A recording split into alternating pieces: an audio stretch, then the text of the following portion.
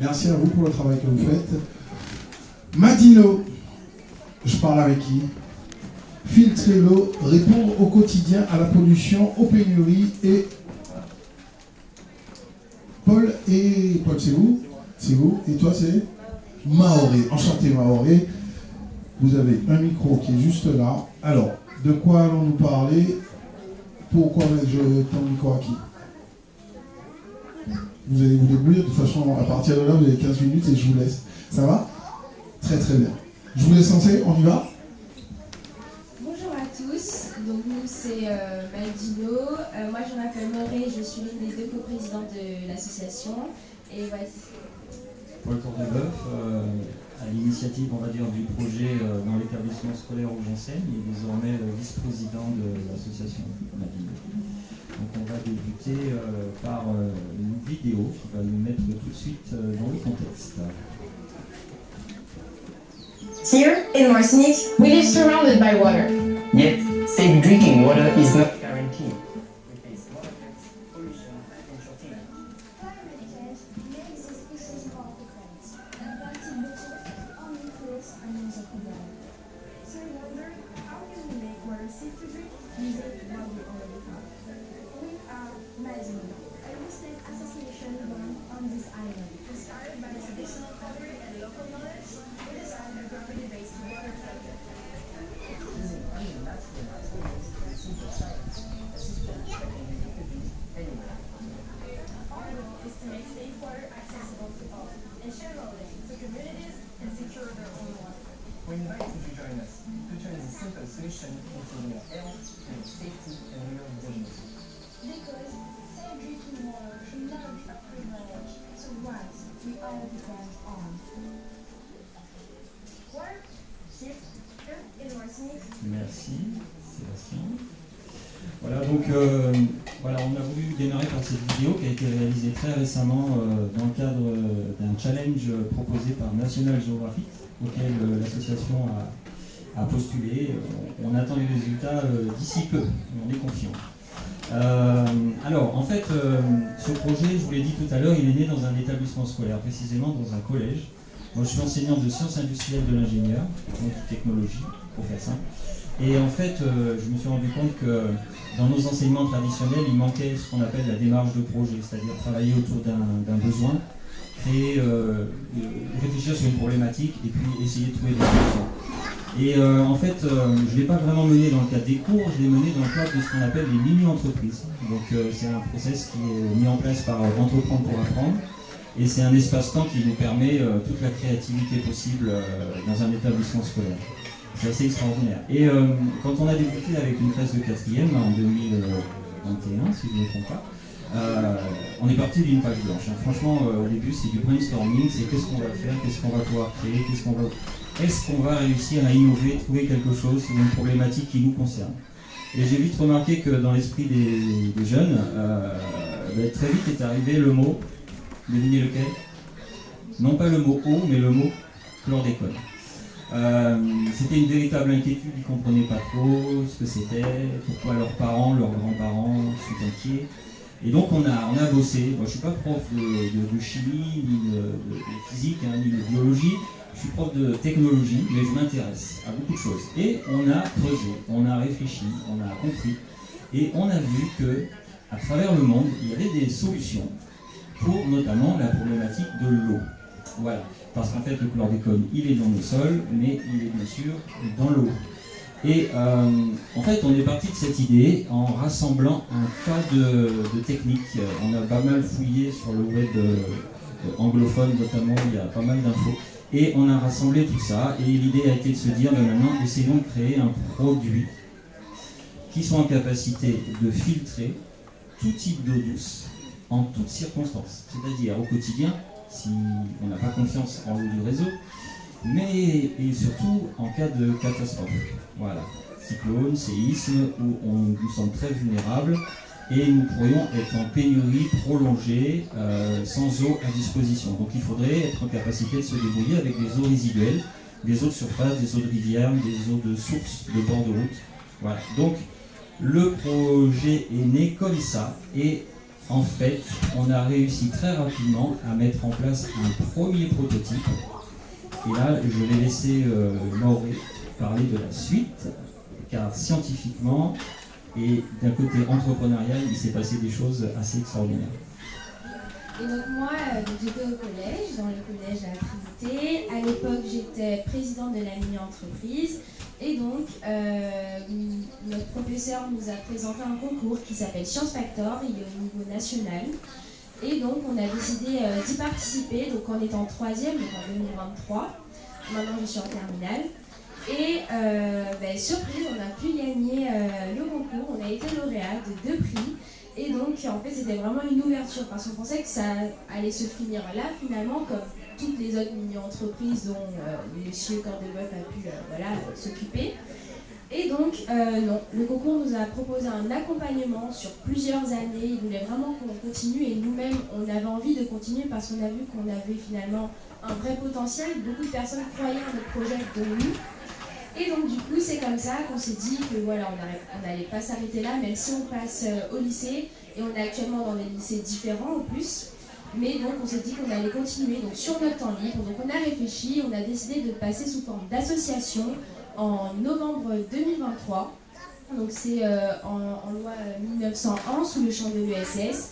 Et donc, voilà, nous, les jeunes, on a les postes principaux et nos parents occupent les postes secondaires.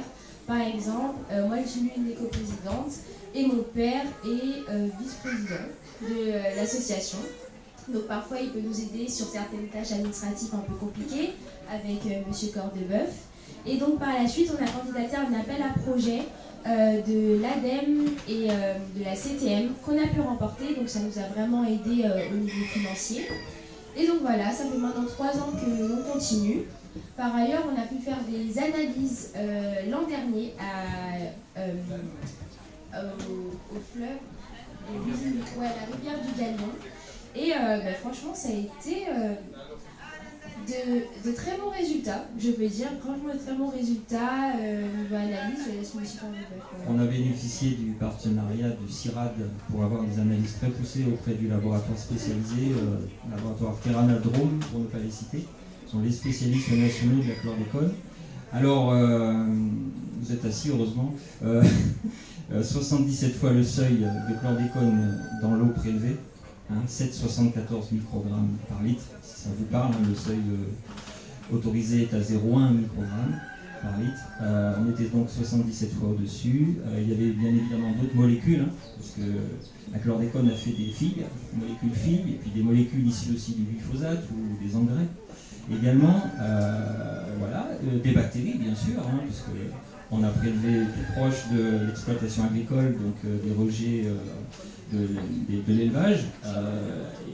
Après filtration, plus rien.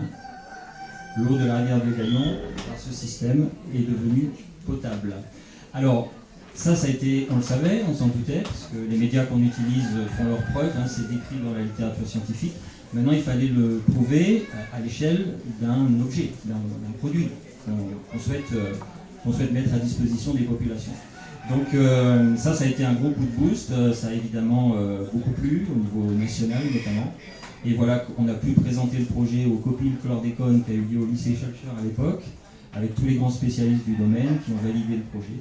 Donc voilà, ça a été vraiment un coup de boost fabuleux et on a pu ainsi continuer à développer, puis faire un prototype niveau 2, puis un prototype niveau 3, et enfin une gamme. Voilà. Donc Mauré va vous présenter le produit et vous expliquer un petit peu comment il fonctionne. Voilà, donc ces 3 années, c'était vraiment des années de développement, de recherche. Donc voici notre modèle originel en argile. On a nos 2 autres modèles là-bas, à notre stand. Et donc, en fait, nous, on va filtrer tout type d'eau douce. Et en fait, il y a 2 parties. Donc ici, on va avoir la partie haute et la partie basse. Notre filtre, le vrai nom scientifique, ça va être filtre à eau par gravité à médias séparés. Tout simplement par gravité, parce qu'en fait, on laisse couler l'eau. Et en fait, l'eau va s'infiltrer dans les différents médias et va finir dans le réservoir. Donc en fait, et médias séparés parce que c'est différents médias, comparé à ce que vous allez voir sur le marché, c'est ça qui est innovant chez nous. Donc notre premier média va être le pot en céramique poreuse. Donc, c'est quelque chose de déjà existant, inventé par le docteur Mazariegos. Donc en fait, vous allez voir que dans le pot, il y a des micropores. C'est dans ces micropores que l'eau va s'infiltrer. Et donc finalement, le pot va s'occuper des bactéries. Et donc, quand l'eau va s'infiltrer, les bactéries, elles vont rester bloquées dans les micropores. Et en fait, ce pot, on l'a imbibé d'argent colloïdal à l'intérieur et à l'extérieur. L'argent colloïdal, c'est une solution qui va tuer les bactéries. Et donc voilà, les bactéries restent bloquées et elles se font tuer par l'argent colloïdal. Bien sûr. Ainsi que les sédiments et les microplastiques. Exactement. Ensuite, notre deuxième média va être le charbon actif. Donc, je vais vous la montrer, ça va être des petits grains noirs de charbon. Lui, il va s'occuper des molécules, notamment la molécule de la chlordécone. Donc, en fait, son principe, ça va être d'adsorber les molécules. Adsorber, ça va être en sorte de principe d'aimant. On aura la molécule, on aura un grain de charbon actif, et en fait, ça va se lier, s'aimanter et rester collé à vie. Donc bien sûr, au bout d'un moment, le charbon actif va être saturé et il faudra le changer environ tous les ans par mesure de précaution. Et donc, en dessous, vous allez voir un disque en béton poreux. Un disque en béton poreux qui va juste retenir les grains de charbon actif qui sont au-dessus. Et ce disque, il est également imbibé d'argent colloïdal pour les quelques bactéries qui pourraient passer. Et voilà, et après, nous avons notre eau filtrée dans le réservoir. En plus, l'argile a un bienfait qui garde l'eau fraîche. Donc ça, c'est un petit plus. Et ça va être exactement le même principe pour nos deux autres modèles. Celui-là va être plutôt pour les familles, les particuliers. Notre modèle en inox, plutôt pour un modèle un peu plus contemporain, pour les entreprises, des choses comme ça, les écoles. Et enfin, notre modèle Zodiac qui est en plastique alimentaire réutilisé. Et lui, ça va être plus à destination humanitaire en cas d'urgence. Et donc voilà, ce pot-là, il peut contenir 1,5 litres. Et le réservoir peut contenir 10 litres d'eau. Voilà, c'est ça.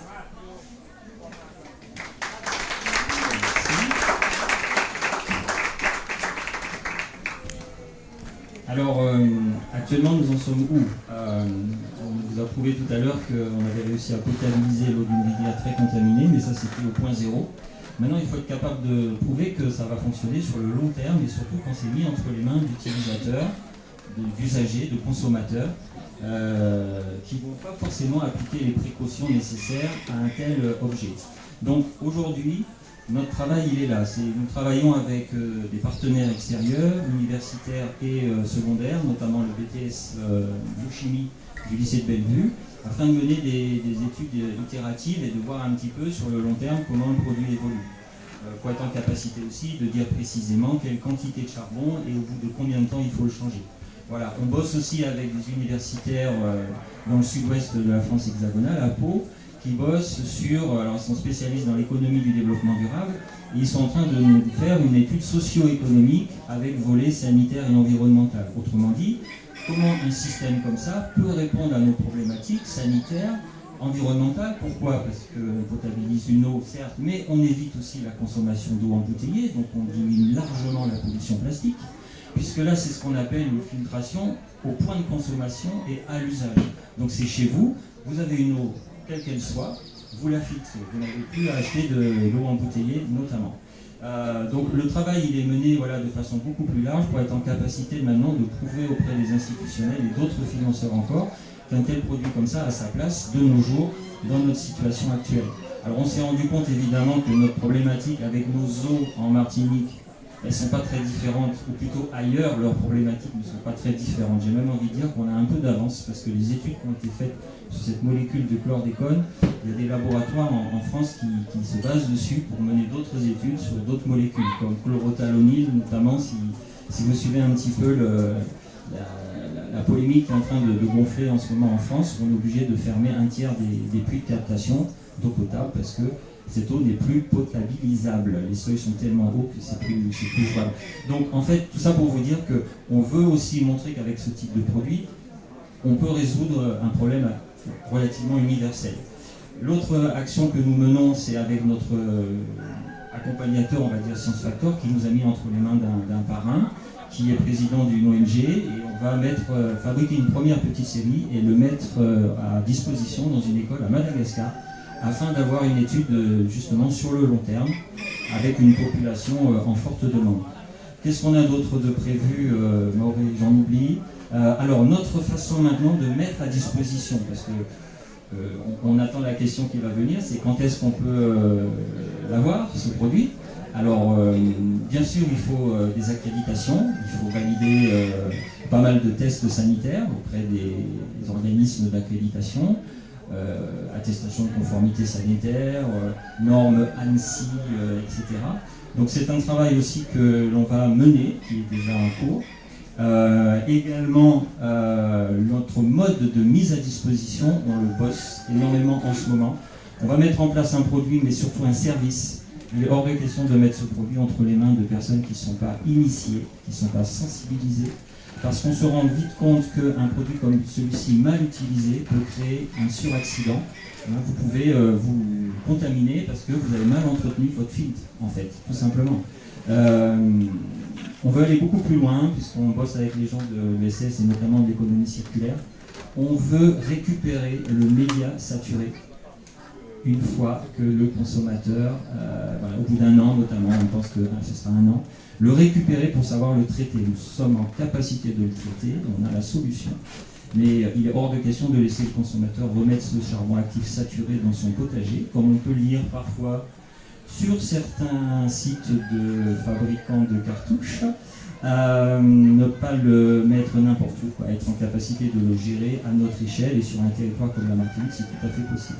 Donc en fait, la première étape, d'après ce qui se dessine, pour avoir à disposition ce produit, il faudra d'abord être utilisateur initié, donc très certainement faire partie de l'association, d'avoir déjà un point d'entrée, de façon à ce qu'on puisse vous former les populations à ce type de produit, et bien expliquer comment le mettre en service, comment changer les médias de filtration, et quoi faire du média en fin de vie.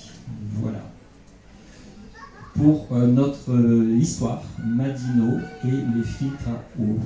Mauré a peut-être une dernière... Une phrase, même pas. Ah, ok, d'accord. Revenons vite fait sur le fil. Il y a quelque chose dont j'ai pas assez parlé, je pense, c'est ma déclic matinique. Et donc, en fait, juste un petit mot pour dire que notre système il est complètement low-tech. Donc, on l'utilise sans énergie, sans produits chimiques, voilà, complètement naturel. Et tous les matériaux qu'on a utilisés, ça va être des matériaux premiers, locaux, ou des matériaux qu'on a réutilisés. Par exemple, pour ce pot, il est fait à partir de briques qui ont été mises au rebut à la poterie des Trois-Îlets. Le charbon actif, on le fait à partir de coques de noix de coco qu'on récupère à Dame-Sorbet, donc une usine de glace. Par exemple, et le modèle Zodiac en plastique alimentaire réutilisé, ça va être des seaux qu'on a récupérés auprès d'entreprises où ils transportaient leurs fruits confits et donc nous on les reprend et on en fait quelque chose avec. Voilà. Merci. Merci. La suite sur le stand. On vous invite à venir nous voir dans l'allée principale, un petit peu plus loin sur la gauche. On avait notamment prévu de faire des petites expériences, mais on le fera sur le stand. Voilà, on va vous montrer l'efficacité du charbon actif de façon très visuelle. C'est assez bluffant. À tout à l'heure et merci pour votre écoute. Voilà, merci à vous, merci à Paul et à Maoré. Maoré, c'est ça? Est-ce qu'on peut à nouveau les applaudir s'il vous plaît? C'est super. Madino. On rappelle, et là, le complément d'information sur le stand que vous avez, qui est juste où exactement? Dans l'allée principale à gauche. On vous invite à aller les voir, mais pas tout de suite, parce qu'on aura un programme, mais entre deux, quand on aura du temps sur la pause déjeuner. Merci à vous pour le travail que vous faites, merci pour cette intelligence collective, et puis ce don, d'accord, ce don à cette Martinique qu'on aime. Merci beaucoup, félicitations pour ce travail. Mesdames